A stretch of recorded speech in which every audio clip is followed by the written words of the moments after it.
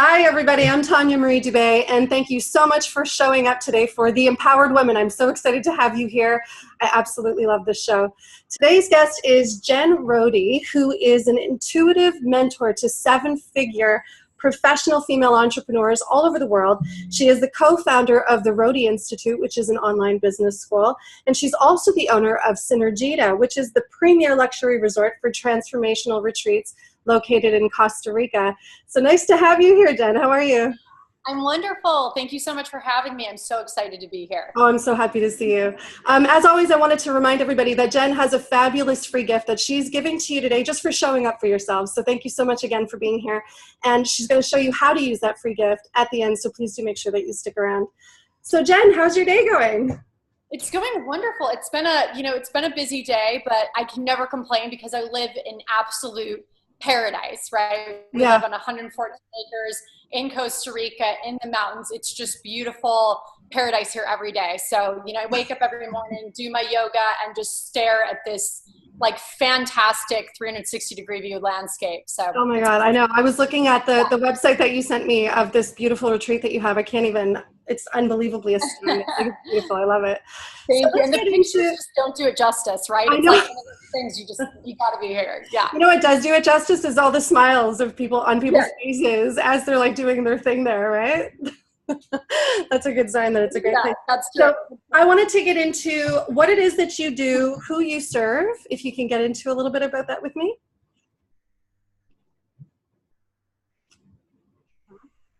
Yeah, absolutely. So we actually a really wide range. We started our business 5.5 years ago, and our main business, our initial business, was called Explosive Sexual Healing, and so that is still a huge piece of our work in the world is sexual healing work. And our main clientele base has always been strong women leaders. We help them bring in their life partner through a state of 30 minutes of G-spot orgasm, and then we also work with, that's about 60% of our main clientele base. The other 40% are often couples that come to us. They are on the brink of divorce, and they often love each other dearly, right? And even have a wonderful friendship, but the sex life just isn't working and hasn't been working for a long time. So we also work with couples on the brink of divorce and help them have the most amazing sex life ever. So that's kind of our main niche group. Those are higher level, usually multiple seven-figure entrepreneurs, who have done it all, seen it all, and they're like, oh my God, but I haven't done this crazy thing, right? And then we also work with a lot of up and comers. We also have our Sovereign Universe community, which is really for people who, some of them have been in corporate, some of them have been through Ivy League school, some of them went through law school, some of them were yoga instructors. They're kind of a mix, but what they all have in common is that they're all waking up and coming into the next level of their life purpose, and everything's kind of been leading up to that. So a lot of them are, building that multiple six-figure business, and we help them build it through different business school courses and things like that. That's awesome. I love all of that. I know we didn't really get too much into, are we going to talk a little bit about the 60% of where your clientele comes from today? Like, is there a website that we can lead people to? Because we didn't mention it in your intro. Most of our people that come to us are word of mouth. We've had a really interesting business because we never really did our business. We have a multiple seven-figure business, but we never built our business through, I've never done a funnel. We've never done Facebook ads. We just started doing them now, but up until a couple months ago. Mm-hmm. Yeah, no, it was all run off of our private Facebook page and like live speaking. We've never done, I'm trying to think of what are the other ones that people do. We haven't done, it's almost all organic. Almost all of our people come through us through word of mouth, find us on Facebook or a speaking event, but most of our clients come to us, someone worked with us and they hear about us. And so that's our main way. So Sovereign Universe is actually, if they want to connect with us, we'll have an offer for them later, but that's best way. They can go to rohdeinstitute.com or synergida.com as well and check it out. But perfect.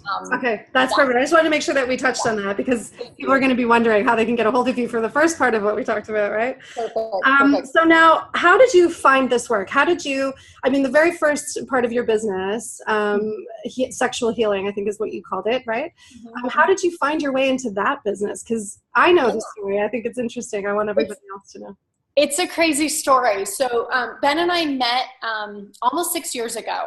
And at the time, I was a preschool teacher. I had been a special education teacher for over 10 years, and he was a mailman. And we met, it was love at first sight. We saw each other, eyes locked from across the room, and very, very clear. It was not honeymoon from first sight. I want to be specific about that, but it was love at first sight, and we both knew. And so we met, we married a month later, we quit our jobs, and we started this sexual healing business. And Ben had been doing this sexual healing work for a long time, but not really understanding what he was doing. He actually was seeing 6 women at a time. They all knew about each other, ladies watching. They all knew about each other. 2 of them are very good friends of mine now. And he was doing this work. He was doing this G-spot orgasm work. I call him the G-spot whisperer. And women started saying to him, there was like 1 week where women were saying to him, his different partners were saying to him, this is sexual healing. Like, what are you doing to me? Like, you have to figure this out. This isn't just, this is something bigger. There's a gift. He's got a gift. There's a gift here. Yeah, literally his And so that kind of woke him up. And so that started him on his journey to develop what has become explosive sexual healing, and now we call multidimensional awakening. And it's just a really powerful process. So he had been developing kind of the system, the structure. We do 3-hour sessions. Now we do 9 sessions. We never sell individual sessions. So for anybody listening to this, it is a 9-session package, and it is $111,000. I always tell people that ahead of time so I don't get crazy emails.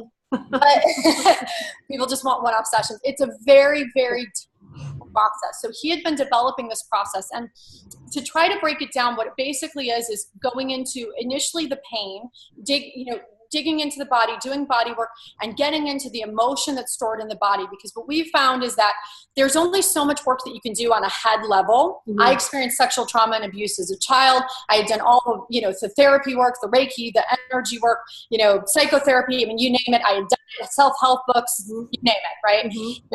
And all the women that come to us, they've done so much work on this, right? And I always say there's trauma with a big T, which is, sexual abuse, rape, things like that.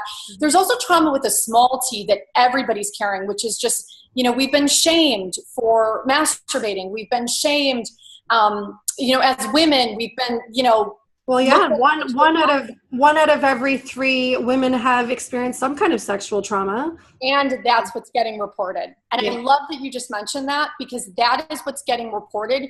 I can tell you the numbers are much higher because most women don't report the sexual trauma. That's absolutely true. Yes, I didn't even think that. Yeah. And one in 5 men, there are a lot of different statistics out there, but like 1 in 5 men, same thing. Most of it's not getting reported, right? So the statistics are actually much higher. Yeah, it's an epidemic. And, the Me Too movement really brought out so much awareness about it, but it was like when that started coming out, Ben and I were like, we hear about this over and over, right? So that's really what it's about. So about getting into the body, because we can do all the work on the head, but then the body still stores the emotional pain. So it's about getting into the emotions, feeling the emotions, moving the emotions out of the body, and then collapsing that state with a state of 30 minutes of G-spot orgasm. And G-spot orgasm is the highest vibrational state that a woman can experience. So we all know, and I've heard about that we manifest through vibration, but what does that really mean? Well, when we're working with the highest vibrational state possible, 30-minute state of orgasm and level 10 orgasm. Ladies, if you've even ever had a G-spot orgasm, I can honestly tell you, you've never had this kind of G-spot orgasm. Like it really is. I've worked with tantrikas. I've worked with women who said that they G-spotted 10 times a day. I've also worked with women who have never had an orgasm in their entire life. And I have yet to work with any woman who says I've had that G-spot orgasm experience before. I have yet to, I can honestly tell you just from working. So it's this really high vibrational state, and we're using that state for affirmations, right? Things that if you understood on a deep body level, and you could bypass that ego brain that says, all the crap that our heads say to us, if you can bypass that state, it goes in really, really deep. So that's what we found. It's just an extremely high vibrational state, and we use it for deep level transformation. And that really has been the baseline of our work. It's been the baseline of everything that we've done. And every program that we've created has been created from this understanding. I've had the opportunity, the honor, and the privilege to work with some major celebrities in the industry. A lot of them I can't share names names because I have to sign NDAs, understandably so. But what I can tell you universally is that no matter where you are, no matter if you're making $20,000 a year or multiple seven figures, it does not matter. We all have the same voices in our heads, the same voices that say we're a fraud, the same voices that say we're not good enough, the same voices that say that we're broken when we've had sexual trauma, the same voices that say that no, that partner doesn't exist, he doesn't exist, they don't exist, that we're not worthy. Right? Everybody in the world, I'm telling you, has those voices. Now, people who are more successful, they tend to have a greater awareness of the voice and manage it a little bit differently. But what I can tell you is that universally, we all have these same things going on. And so, again, that's been the basis of all of our different programs that we've created. They're all about sovereignty. Right? It's all about sovereignty. This is amazing. And it sounds to me a lot like the work that people would do with NLP, neuro-linguistic programming, but it just in a sexual way, which probably goes a heck of a lot deeper. So here's the thing. This is so good. I love NLP. A lot of people don't like NLP because they're like, oh, it's manipulation. But the basis of NLP or hypnosis or anything is actually to bypass that ego voice so you can connect with the higher self, right? Yeah. When it's being used properly, not for manipulation, that's exactly what it's intended for. So I love that you just touched on that.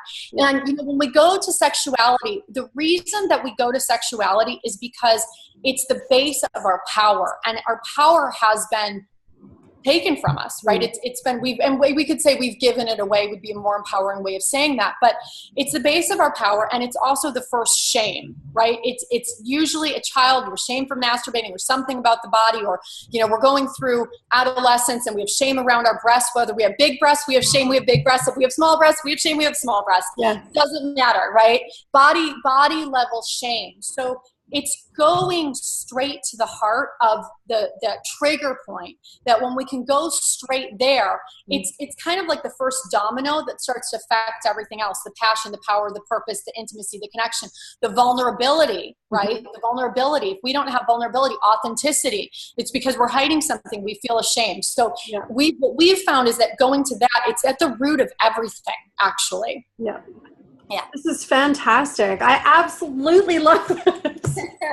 And I cannot wait to sit down with you and have a little bit more of a talk with this in real life, right? I keep thinking the same thing. I can't wait to meet you in person. I know, I can't wait. For everybody watching, I'm speaking at the retreat next October of 2018. I can't wait. I'm thrilled. It's going to be so fun. I know, right? Okay, so the next question I have for you is, I wanted to talk to you about anything painful in your life that got you. I mean, at the time, obviously, we don't realize when we're going through adversity that this is going to be a massive stepping stone to something bigger. We don't realize that at the time. It doesn't feel like the gift that it is. But can you specifically talk to something that you went through that almost felt impossible to get through, and then here you are now? Yeah, I would love to speak to that. Well, I'm a firm believer that everything happens for a reason, that there are no mistakes in the universe, and that we choose everything that happens to us. And I'm also a firm believer that the universe, God, universe, source, whatever name we want to give it, does not punish us, but that everything in the universe is serving us, right? And so that's shaped my reality and has shaped my destiny. And, I came into this world, I grew up on welfare. Both of my parents were alcoholics, and my father sexually abused me. And so I came into this really, unhealthy environment. And from that, and I also want to say too, there was a lot of beauty in my childhood too. I grew up on an 80-acre farm. There were days that were beautiful and wonderful. I had a wonderful horse. There were days when my father was really happy and joyful and in. Okay. So I always, when people listen to this, it's like, oh, poor you. But then it's like, no, there's like these beautiful things too. So I think it's always important to recognize that. But, the baseline was that, I grew up on welfare. We had no money. My parents didn't know how to make money. Both of them had experienced sexual abuse as children. I found that out later in life. And because of that, they had all of these blocks. They had blocks to money. They didn't feel good enough about themselves. They believed that people that had money had ripped people off.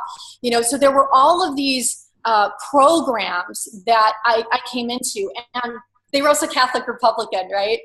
And so, which is really funny. And so I grew up in this world, I remember coming in really early, and I would see angels and guides, and I'm intuitive. I float around in the ethers naturally. And I would see angels and guides and people that had crossed over. And I would talk about it with my parents as though like everybody of course, experienced this. Yeah, it was normal to me. And it was not normal to them. Freaked them out. And so there were all of these, again, these programs that came in. I remember at one point, I was probably around 5. I remember my parents telling me that, this is your one lifetime. And, if you don't get it right this lifetime, then you go to hell. So you got to make sure you get to heaven, right? And I remember even at 5, I remember thinking, that doesn't make any sense. Right. Like I knew coming in that intuitive self was like, I'm not buying it. Yeah, your soulful self. No. Yeah, there was something in me that just said, no, no, no. I remember I used to tie my hair up like a gypsy, and I had this crystal ball and would take the playing cards and, pretend I was a gypsy with the tarot cards, right? That's awesome, yeah. Found out later those actually were tarot cards, playing cards. Anyways, so that's all that I came into, right? That's all that I came in with. And so I started working very, very young. At 10 years old, I babysat 5 neighbor kids every day after school. Through high school, I had multiple jobs. I worked at TJ Maxx. I was a head cashier. I worked full-time. I paid for my high school tuition that was $5,000 a year. I cleaned houses. I had a house cleaning business when I was in high school. I graduated high school a couple years early, went to college, paid for my own college. And I remember at the time, there were 2 things going on. There was always this part of me that was driving me. There was always this part of me, I call it the future self, right? That would come in, and I do this now consciously in meditation. I would come in and I would talk to myself. And so there was always this voice in my ear that was saying, there's something more coming for you. There's something more coming for you. Just stick with it. Just work hard. It's okay. This is all happening for a reason, right? Mm-hmm. And that voice has always been my driving force. Now, that doesn't mean that I didn't have the victim pity voice too, because I did. The victim, the why me voice, why am I here? Why don't my parents have more money? I attended this Catholic prep school in high school. It was a really good school, but I paid for it myself. Everybody else that was going to that school, their parents were paying for it, and they would get brand new BMWs at 16, right? Because the parents had a lot of money. Yeah. And so the victim program, I had that one really, really strong. The victim program, why me, poor me. But again, as I've gotten older and as I've come to understand, I just have understood that everything was a gift. Everything from the sexual trauma. When I worked through that sexual trauma, that was the most empowering thing I've ever done in my life. And reaching a point of real forgiveness with my father, which was acceptance and understanding of where he had come from and what had happened to him, was massive. And before I got there, I had to get into anger. I was going to say, isn't that amazing when we hit this point in our lives where we see our parents as humans and not just the mother or the father of you? Yeah. Yeah. I mean, they're all just, I just believe we're all just humans trying to figure it out, and we all make mistakes, you know? And when the biggest thing that I realized too is that there was this history of sexual trauma and abuse in my family, my father's family and in my mother's family, that had been swept under the rug because of the shame. And I started to realize that it was the shame and the sweeping it under the rug that was perpetuating it and it was moving it forward, you know?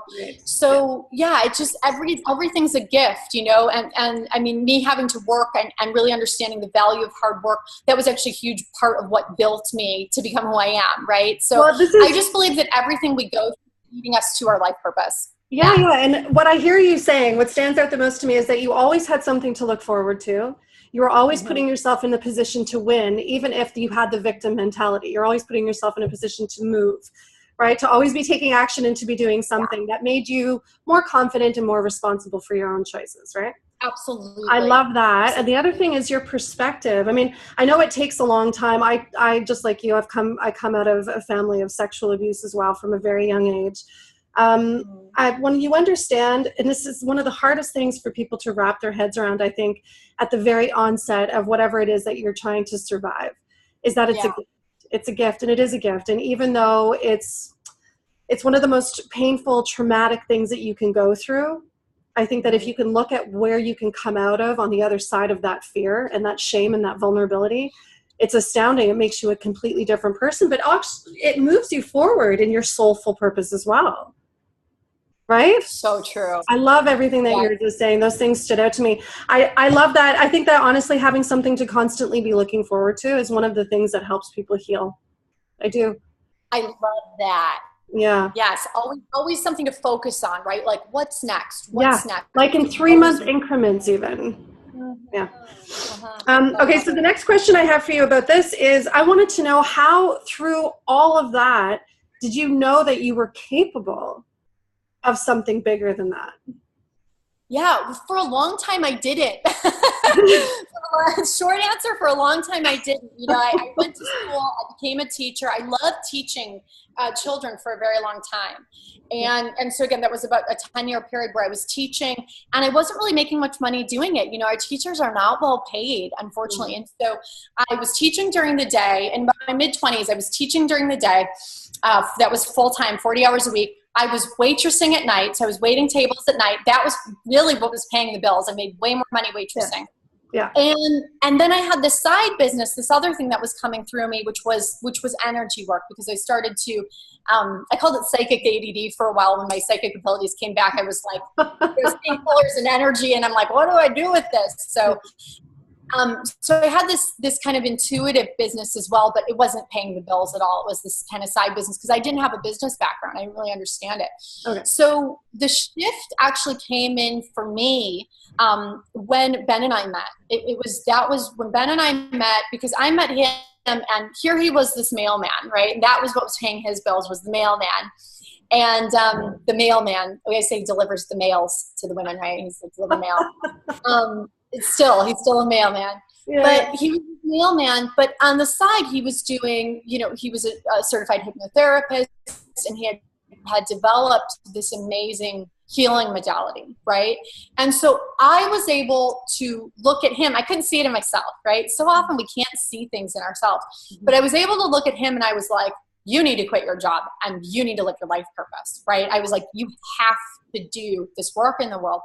And I was able to speak so sure about it that he was able to finally quit his job with no money in the bank account. He quit his job. You know, we had nothing to fall back on. Yeah. And from there, you know, I stayed on teaching. I cut back my hours a couple weeks. I think it was 2 or 3 weeks. We started doing sessions. We were booked out solid our first year of business, and we had 2 or 3 sessions a day, nonstop, word of mouth. And so we got really busy really quickly. And then from there, I was able to quit my job. Right. So it was kind of me telling him first, and then him telling me to quit. Yeah. And of course, you know, your first year of entrepreneurship is like, you know, it is a roller coaster. It is a roller coaster. But that was the major shift. So, okay. So yeah, how I'm interpreting what you're saying about how you knew that you were capable of all of this is that you could see it in other people. I think that was your biggest gift there, right?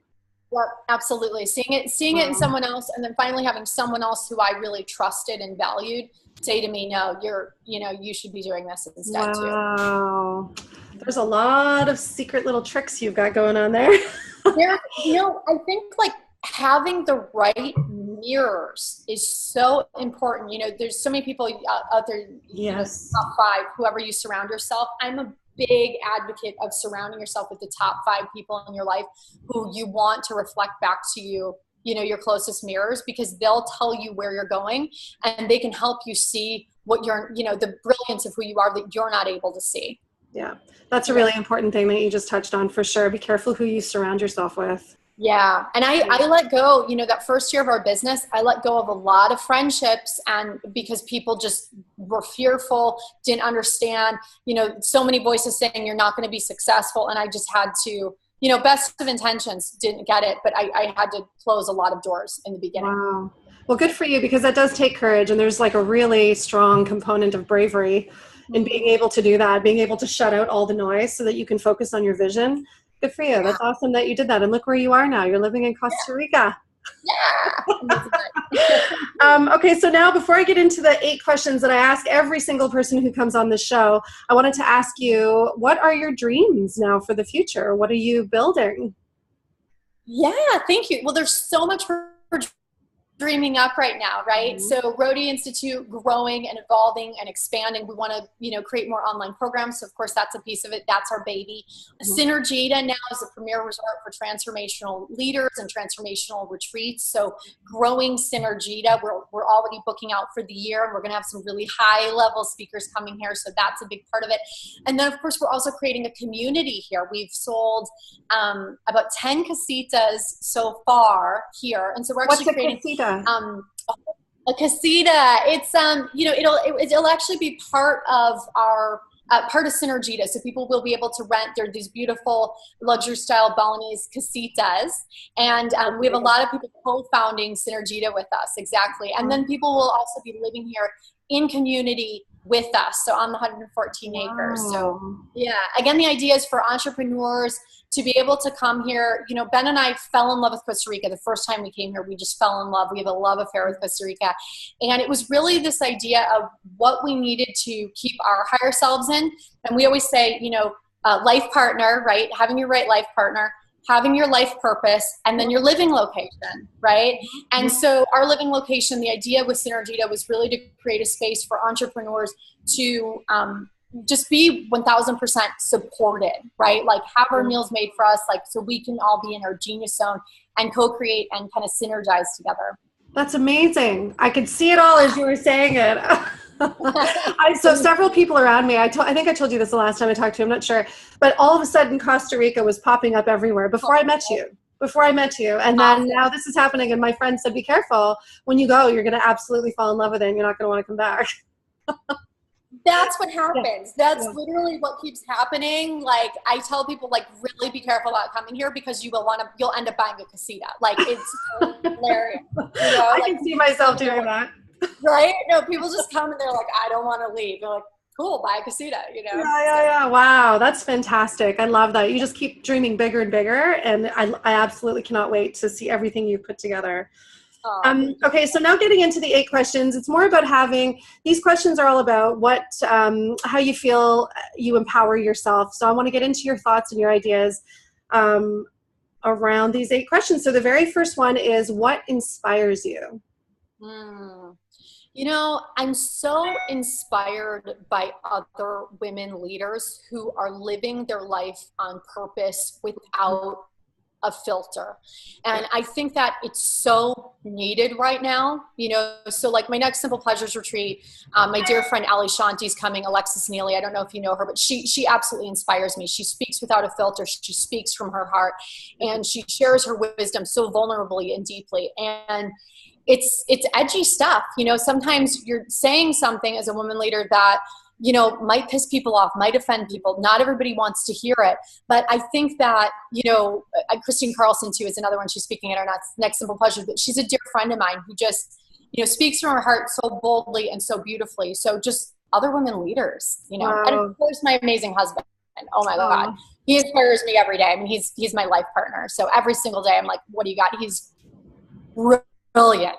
Yeah. I know the two of you have a really beautiful relationship, it looks like. I love it. Yeah, he's amazing. He's constantly pushing me and constantly challenging me and holding me. So it's this really great balance. Yeah. I love that. My second question for you is, how do we live an awakened life? Yeah, I think the number one thing that's important about living an awakened life, or I'll even call it an enlightened life, or whatever name you want to give it, is creating the space and the time. I think that so many people think that attaining enlightenment or being awakened is like this thing that's like so far out there, and it's like this thing to work for. And what I've found is that our natural state is one of enlightenment. That's actually who we are, or connection with source, right? It's actually our natural state. But most of us don't have our life set up in a way to support that.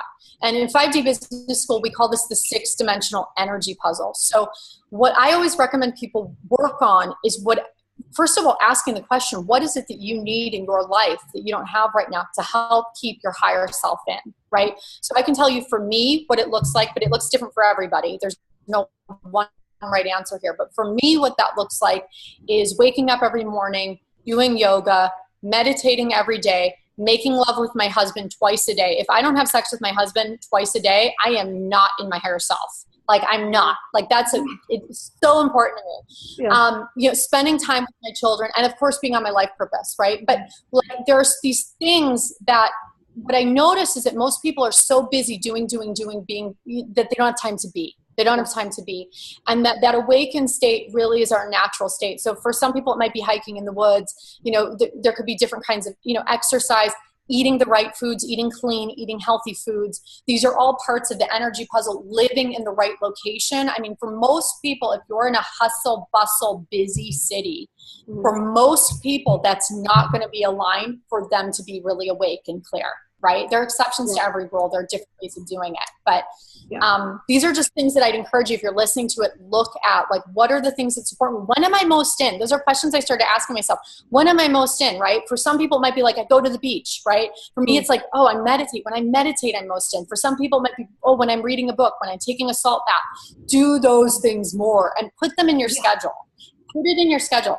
So many people, you know, we have our business meetings in our schedule. We have our phone calls in our schedule. But most people don't have making love and meditating in their schedule. And they're like, why isn't it happening? Because it's not in the schedule. Okay? They have to become non-negotiables. They have to. They have to be. It's like, I brush my teeth every day. I make love to my husband every day. Like, those, they are non-negotiable. I meditate every day. I love that. I love your sexuality is tied into everything that you do. And I love that. I absolutely think that's true. I do. For me too. Yeah, it's so important, right? Like, we're these humans and bodies. Like, it's important for our energy fields. And not to shy away from these conversations either, right? Yeah. Okay, so my next question for you is, what, in your opinion, from your experiences, what can we learn when we fall down? Okay, so in my experience, the best way to learn is by fucking it up. Yes. That is the best way.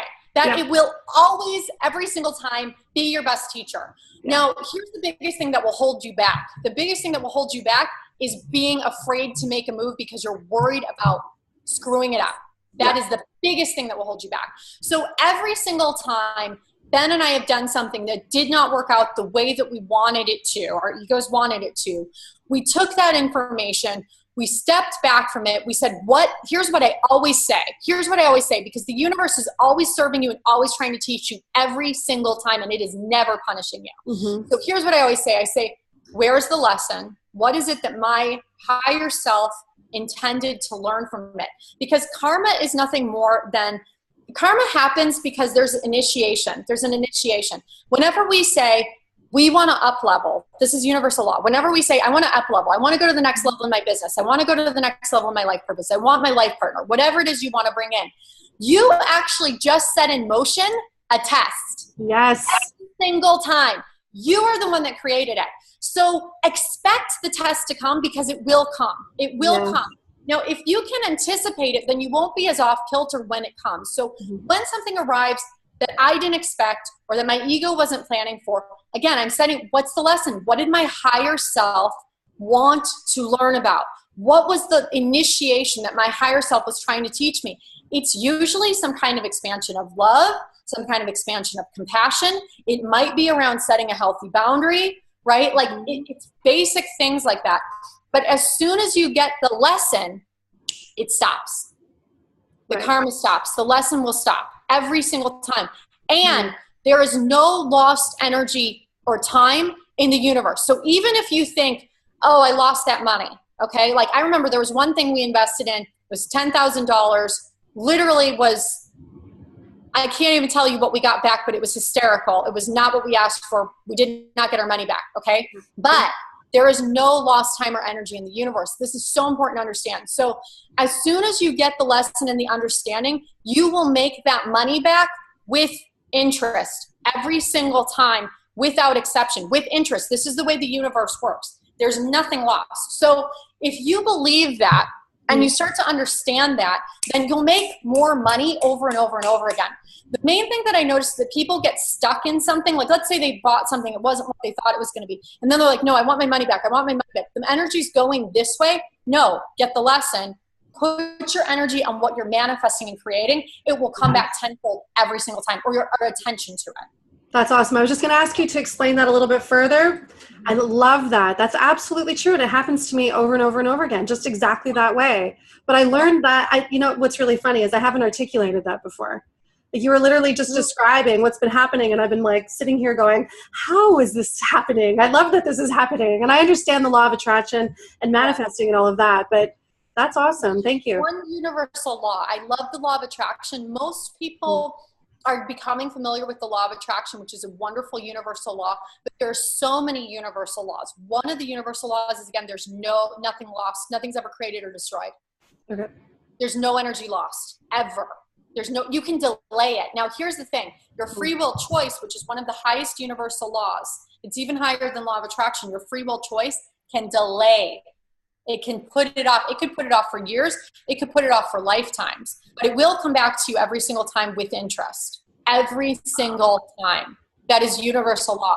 So again, the more you understand that, the quicker it can come back to you. Because as soon as I integrate the life lesson, the money will come in plus interest. Wow. Every single time. Every single time. And if you thought you got it, but then the life lesson's repeating, there's more information. So just get really curious with it. Because the universe is so generous. It's like, I always think of it as like the test out, right? Like if you're testing out of, high school, you have to take the ACT or the SAT, depending on where you are. The universe will always present the test. Here's what's so beautiful. It is so generous. It's not like you take that ACT once, you fail it, and no college, right? No, the universe is like, here's the test again. Here's the test again. Here's the test again. Here's the test again. It will keep sending you that test. It is so generous, right? You'll never really fail it. You can't really fail at anything because the universe will keep presenting the test until you get it. That's it. And the way that I see failing or falling down, I see it as falling forward. Every single time I've ever made some grandiose mistake in my life that I feel like I'm not recovering from or cannot possibly recover from, I understand now that it's just, these are experiences that we have to have. Yeah. You must have these experiences. It's so true. And it's so important to you to understand, like, people will come in and they'll say, life isn't fair. Life isn't fair. We live in a universe of balance. So it actually is fair. If you understand that we live in a universe of balance, everything is fair. And what I mean by that is that everything evens out eventually.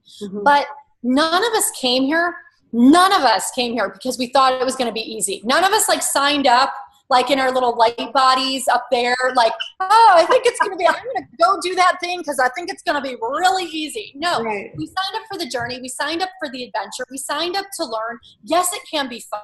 It was meant to be fun. It was intended to be fun, but it's like a roller coaster ride. Like you don't sign up for just the relaxation. Like that's not what we came here to do. So I think it's another thing is just understanding your higher self decided that this was going to be a good idea. Like it actually did. It wanted to grow. It wanted to expand. It wanted to have these experiences. Wow. Right? I love that. I love how passionate you are.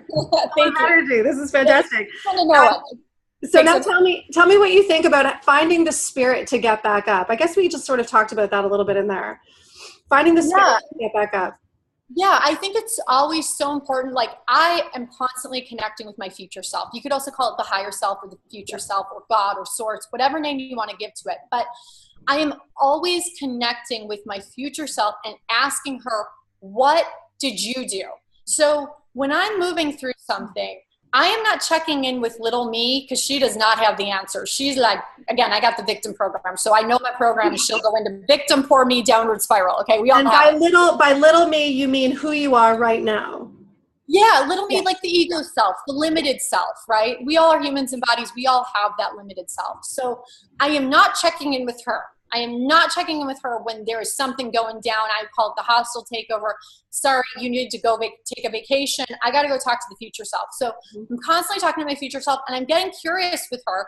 I do this in meditation. I'm getting curious with her and I'm saying, what is it? How did we handle this? What did we need to learn? And how did you get out of this one? What did you do? Like you got the answers. You got me there. So I'm always looking, I call it the highest and best timeline. I'm always looking at, okay, she's got what I want over there. She's got a different perspective than I have. And so I'm asking her those questions and every single time you'll get an answer. Oh my God. The trick with it is you have to trust it in the action, everywhere. Right? Sorry. Oh, I love it. Say that again. The last thing that you said, we talked at the same time. Sorry. Oh, that's awesome. No, I love it. We're like, I'm feeling you too. So you're like, I call it like activating, like you're activating me too. Yeah, the most important thing is getting that information in, right? Asking questions, being curious, but then the tricky part is actually taking action on it, being willing to take action on it, because often what the future self says, it's not going to make sense to you. And that's actually how you know you're in the right place, because if it made sense to you, if it was like, oh, of course I'm going to do that, that makes sense. Right. It's not a new thought. It's going to be something that's a little bit of a different way of doing it that you wouldn't have expected. Might feel a little bit scary, might feel a little bit uncomfortable. That's how you know you're in the right place. Wow. You could write an entire book on that all by itself. That's fantastic. I've always been very open about talking to like my 90-year-old self, because I didn't have a proper role model for a mom growing up, and so I had to find them. So Oprah Winfrey for me was everything in my life, right? So, but I think I even got this idea from her. I'm not sure. I'll credit her with it anyway. But my 90-year-old self, I would do this thing where I would sit with my 90-year-old self and say, you know, what would I say exactly? Now you've got me thinking about questions about how she handled it. I love it. That's not what I did. What I did was ask, you know, what did my 90-year-old self have to say about what I was going through right now? Like, that's where my mind was. Like, what she's going to look at me and be like, I've gone through all of these experiences, and I've gone through everything you're going through. So just please tell me, what am I going through right now? Like, how do I deal with this? But I took it to this other level of, she is my higher self, and I'm going to ask her how she dealt with this now, to give me those things to do. Perfect. I love that. Oh my God, I love that. That's perfect. I'm just seeing, like, as you're speaking, I'm seeing glimpses of like this gorgeous 90-year-old woman too, just like in her wise woman. I'm actually like getting a little teary-eyed. I'm seeing her. It's beautiful. Wow. I hope she has long white hair or short white hair. You know what? I feel like you're going to get the like streak first, and then it's going to like. Oh, I'd love it. Yeah, I love the streak. It's like so cool. It's like, I just think it's gorgeous. It's so pretty. Do you know, just as an aside, do you know who Elon Musk's mother is? Musk? No. She's this gorgeous supermodel. She was a supermodel in her day, and she still is now. She's just this awesome 80-year-old woman, and she's got this like crazy white silver hair and red lipstick, and I love her. I think I've seen her, but I didn't know that was Elon Musk's mother. Yeah. Of course. It all makes sense. Of course. She's fabulous. That's who I will become. You know what? I see that because you've got that gorgeous bone structure too. Oh, thank you. Thanks. Thank you to my mother. Okay, my next question for you is, what is the most difficult decision you've had to make in pursuing your destiny? I think the hardest turning point, there have been several, so it's like, it's a good question. I think the hardest turning point where I had the most resistance was actually a few months into our business.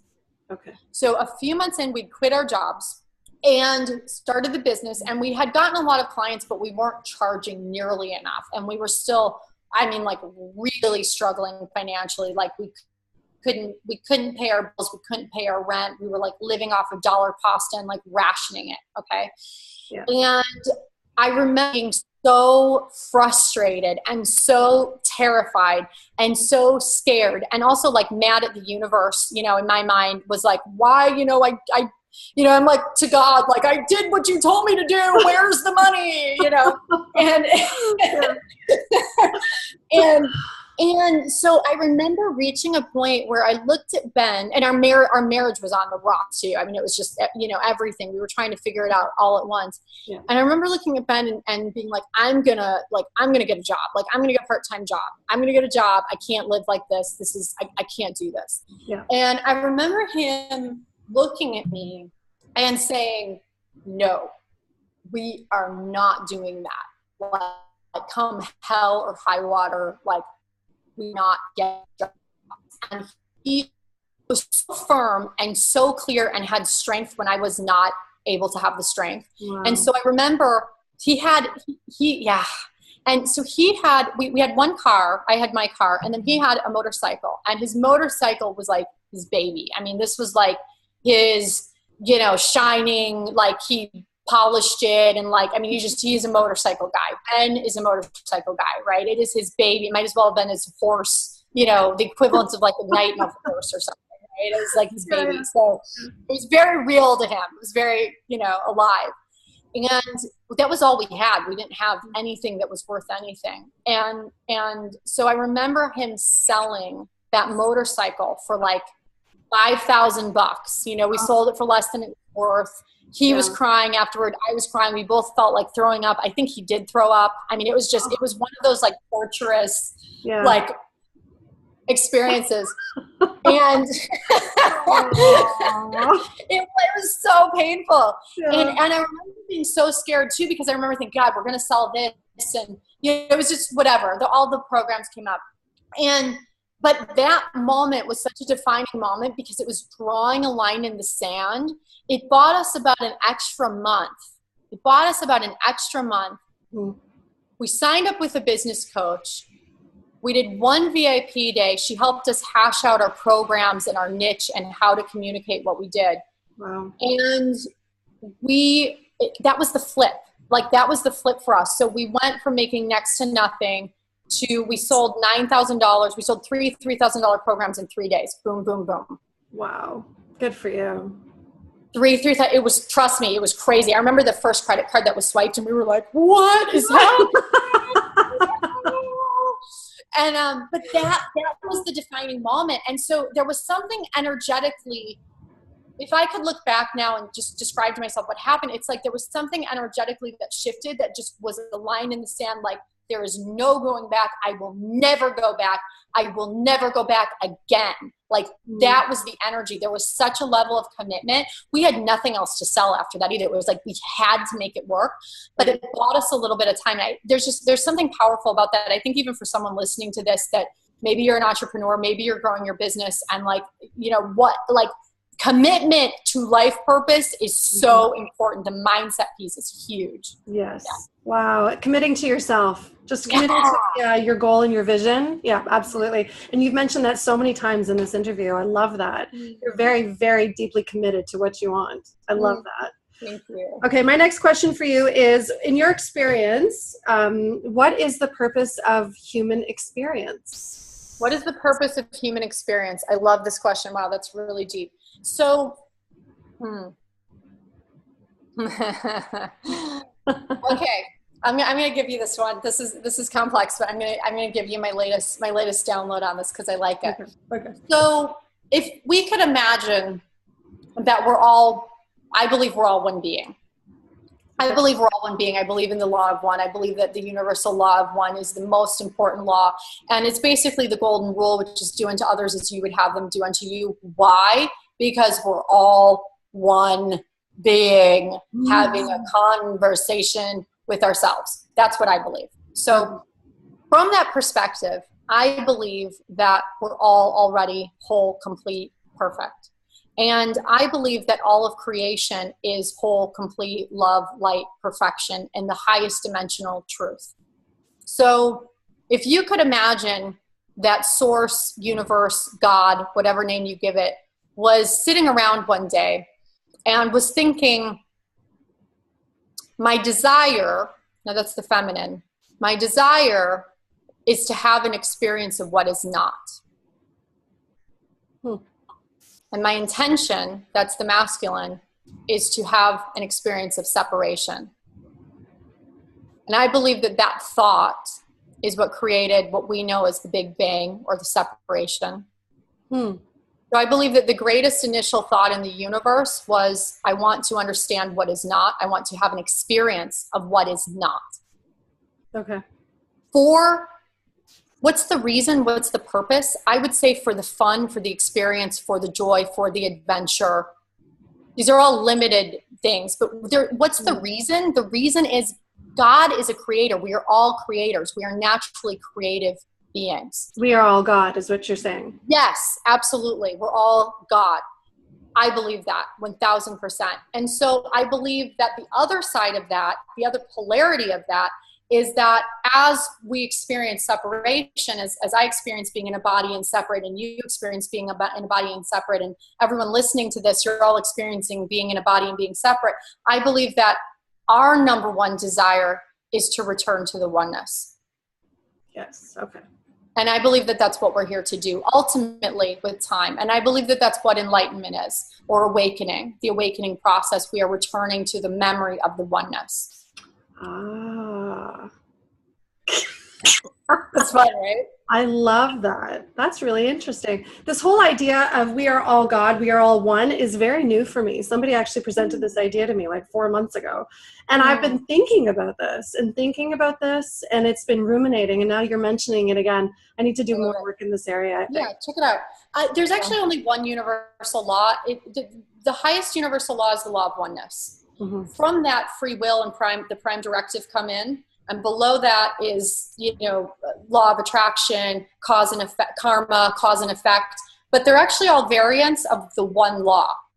They're all trying to explain it on different levels of abstraction. Okay. There's one thing going on that the universe is trying to explain in a myriad of different ways. That's what universal law is. That's what law of attraction is too. Wow. Oh, now you've piqued my interest. I got to figure out more about this stuff. It's fun. Everybody will see this. We talk about this all in 5D business school. So it's good stuff. Oh, you do. That's awesome. Yeah. Okay. So I have 2 more questions for you. What advice would you give your younger self? Crazy here. Breathe. Mm-hmm. Take it easy. You're on rails. I've got you. You don't have to have it all figured out. Yes, I've got you. I love that. I've got you. I've got you. You're safe. Wow. That's amazing. I love that very clear sense of clarity with your soul. I've got you. Yeah. My last question for you is, what is the purpose of forgiveness? I love this question. Forgiveness is a natural state. Most people try to force forgiveness. Forgiveness and surrender are 2 things that can never be forced. Forgiveness is something that occurs when you move through the full myriad of all of your emotions. So when you move through the shock, when you move through the denial, when you move through the grief, when you move through the anger, the rage, the hatred, and that's what most people avoid. When you move through the sadness,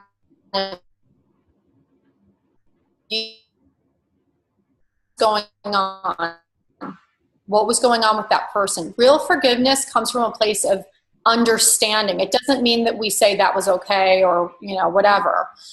It doesn't mean that we don't set a boundary. We do set a boundary, but real forgiveness comes, it's a natural, it's like moving through the grieving process. Like people want to move through, let's say that somebody dies, right? And you want to just move through to I feel great.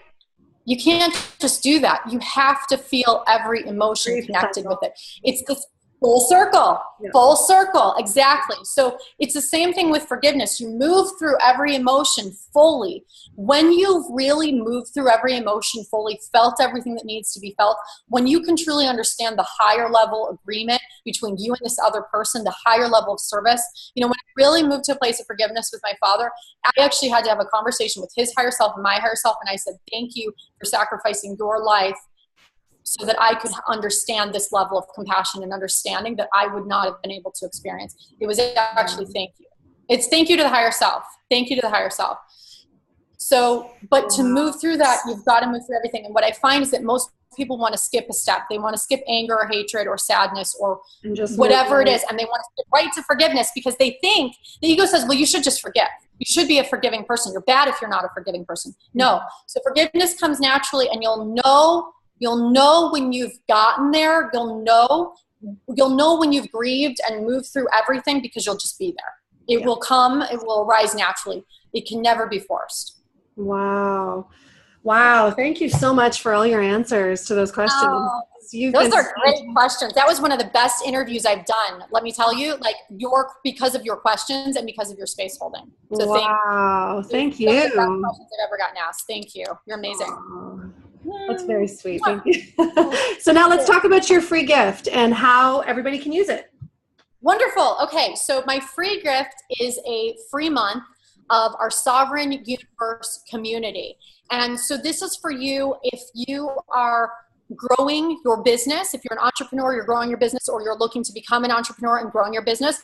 It's also for you if you're looking to bring in your life partner or build your business with your life partner. So it's a wonderful community.